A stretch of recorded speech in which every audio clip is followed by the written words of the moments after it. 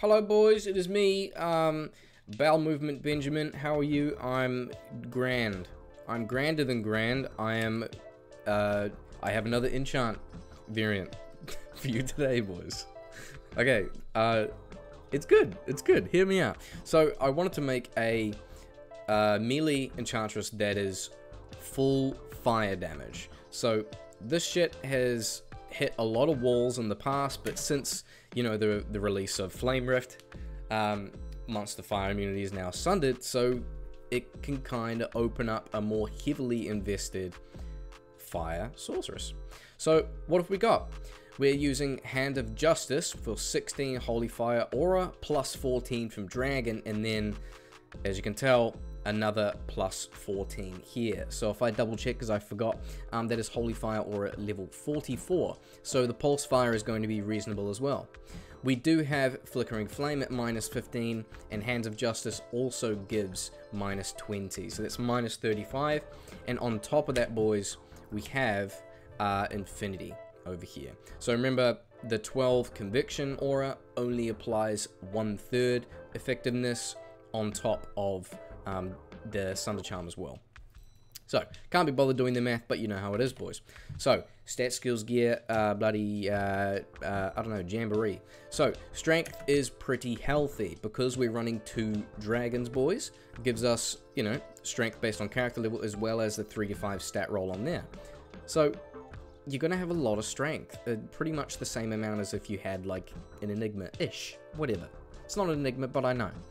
Good strength. So I could probably respec and save.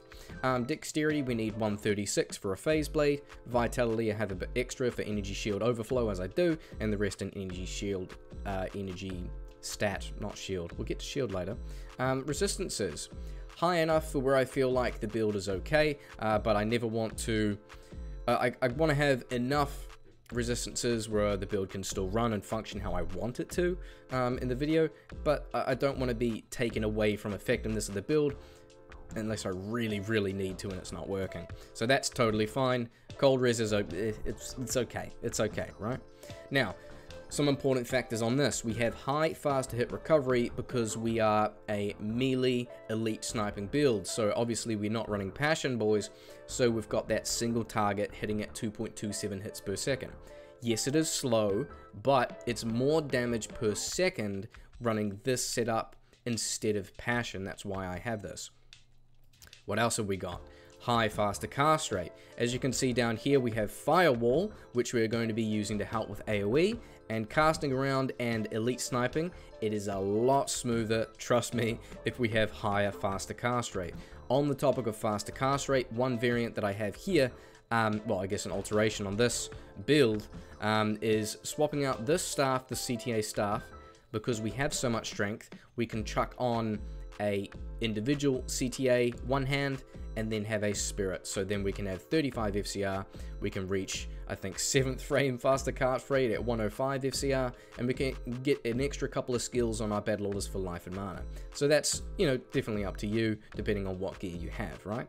Now, further down here, we can see we do have Canopy Frozen, that's coming from Ravenfrost, 10 FCR ring with Res, Mage Fist, Arachnids, Flickering Flame as I showed, 220 here, and then we have our Sandstorm Trex. And for our staff, 3 energy shield, 3 enchant base, which is very sweaty, I know. Annie's Torch, Flame Rift, Skillers with fast hit recovery and life where we need, and then life and resistances. This is just kind of what I have as a placeholder, and a mana and hit recovery charm? What the fuck? But yeah, you can chuck whatever resistances you guys need to meet whatever you feel like you need. Easy peasy. Now, Mercenary, we have Infinity and the Mank boys, we have Andes, and we have the Fortitude. Now, I believe here we have an extra 15% and Fire Res. Wait, what jewel is this? What jewel is this? Damn it. Well, what I was going to say is, because we are running Flickering Flame here, we don't need to worry about having a fire resistance jewel per se, right? I mean, his is at 65, it could be a little bit higher, but if we can get something like a 40% ED and some attack speed, that would be the perfect, you know, max damage jewel. There you go. He has Blessed Aim. That's going to give us enough attack rating. Once we step outside, you can see this will go blue. And then on top of our enchant there. So, to start with, boys, I'm going to start at players 3. Let's go to Frigid Highlands and get this thing moving, eh? So, let me buff up. We'll chuck enchant up on both of us. I do have Blaze and I do have Energy Shield. So, really quickly, Energy Shield is 32. We have, I guess, for those who are interested, Battle Orders is 10. We have enchant at 43. Blaze is just 1. And then when we switch back, we do have our Firewall, which is +1. So, looking at the skills, boys, max Warmth, max Enchant, max Fire Mastery, very standard, pretty much what you'd expect. But what's slightly different is 1-point wonders down here on the left-hand side. So, I found it's kind of beneficial just to put 1 point here because we have max synergy of both Firewall and Blaze, which is Warmth, and then we have max Fire Mastery. So, with just 1 point in each of these, Blaze does over 4k a second, and Firewall does over 9k a second, assuming we have our Battle Command up. Fucking brilliant. Lightning spells. Static is a 1 point, and then these are all 1 point. Now, with Telekinesis, I don't have it maxed out quite yet, because I wanted these 1 point wonders here. So, on the way leveling up, let's say you're like level 90, I would probably have less points in either Telekinesis or Energy Shield, either one, right? Cold spells, depending on your preference on how you play your melee sorceress and how you are comfortable when farming in close range and then mid-range. Frost Nova is a good crowd control option, but it's good to keep in mind that when we are elite sniping, we do have freeze target and hit blind target on Hands of Justice, which is fucking brilliant, and it is noticeable at times. And then we do have our frozen armor. So I don't have my frozen armor on hotkey, but let me just put that shit up right here. Let's get into it, eh, boys? So this is players 3. So teleporting around, sniping certain mobs, and when I teleport into them, right, that's when I hit the firewall. So I teleport to mobs that are on a firewall, or I'll teleport to them, then I'll firewall right up their ass crack. That's kind of how it goes, right? I mean, I could sit here and firewall, but they're just going to walk through it. I don't really care. But if I'm sitting on them and I chuck it there, they're not going to move. And remember, we do have blind target and freezes target there. Come on, is our mercenary Blessed Aim up yet? Not quite yet. Let's go to somewhere else. How about we'll go Halls of Pain? It's usually a bit messy with mobs out here, which can be fun.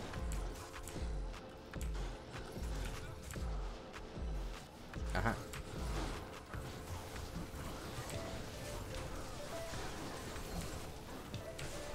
And don't forget about the pulse damage from Holy Fire. It is pretty decent, I'll have you know.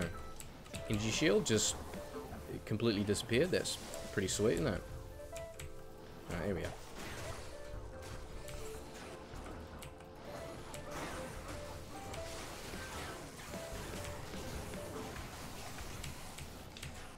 Some might say, oh, the firewall is pointless, Billy. Like, why do you even bother? I'm like, mate, read the stats.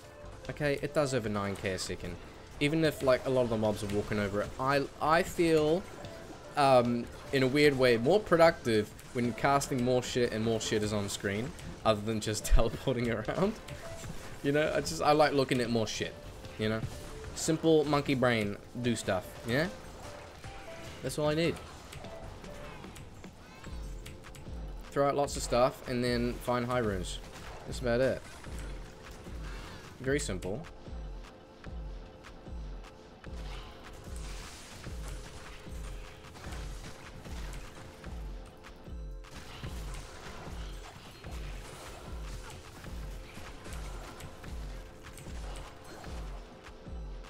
Alright, let's find Neelathak. Where is this bastard?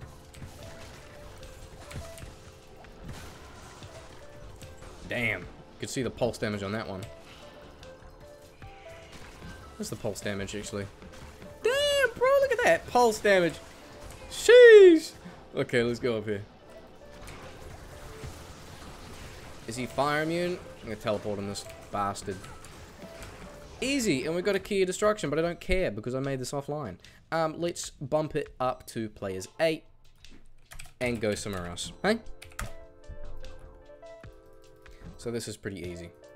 Now, it's not to say this build struggles. I mean, it doesn't struggle. It does struggle. I mean, Christ, I said that in the worst way possible.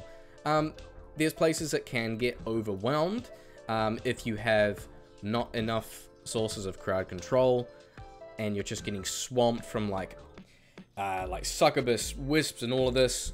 It's a bit difficult because we don't have super large AoE. It's more small elite sniping with more AoE from firewall. So I would definitely make sure you have sufficient resistances for places like that, or you could even swap out something with like maybe a wisp, or even drop the Raven Frost if you wanted like a dwarf star for certain places to farm, right? So Players 8 Travancore is a little bit difficult, and I would say it kind of comes under the category of sucking ass, like I just described, but I want to give it a go to show you guys that it is possible, because I have done several runs of this already.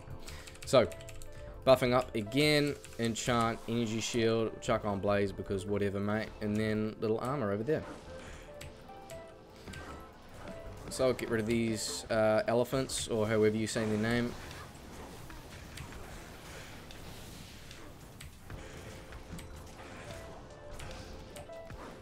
There's a rune. God. I'm so scared when testing offline if I find a high rune. I haven't yet. The best I've found is like a mile rune, but I'm gonna break down emotionally and mentally if I find like a jar rune in offline testing. I mean, I'll keep it. I'll keep it if I do find it, boys, but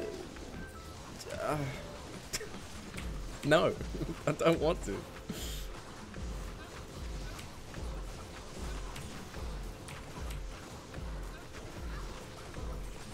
So I'm doing okay, teleporting around, making sure I'm not taking the full concentrated fire damage from all of these frickin' hydras. That's pretty important, right? And that brings me back to having higher, faster cast rate. I find that really valuable in a build like this. There we go, boys. Is there a well? Hey, look at that. Mephisto! Let's go.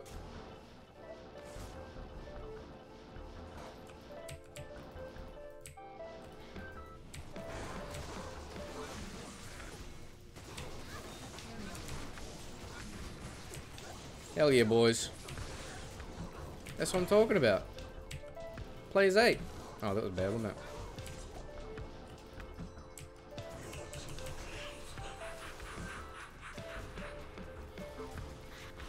Yes.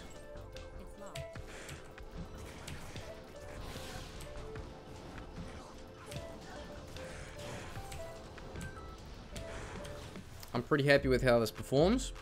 How about we show a couple more places and then we'll probably call it there, right? So let me just buy some more pots because I used up my mana ones when I was using Travancore. Because those buggers do so much bloody damage. Crazy, honestly. How about we go to Arcane? That's a nice place to farm. I feel like the Pulse would do well when farming the ghosts and shit here. Buffing back up again. Now, I should use Blaze more. I just don't have room on my hotkeys. That is why I haven't been using it more. So our damage per slap, boys, is 29k. Yeah?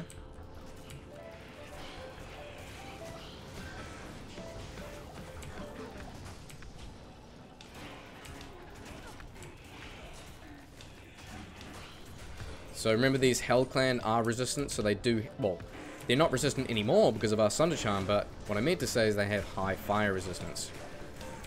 So that's why I wanted to come here and show how much damage we can still do to an enemy like that. So we do have minus 35 enemy fire resistance. That is before the 1/3 application of the level 12 conviction rune.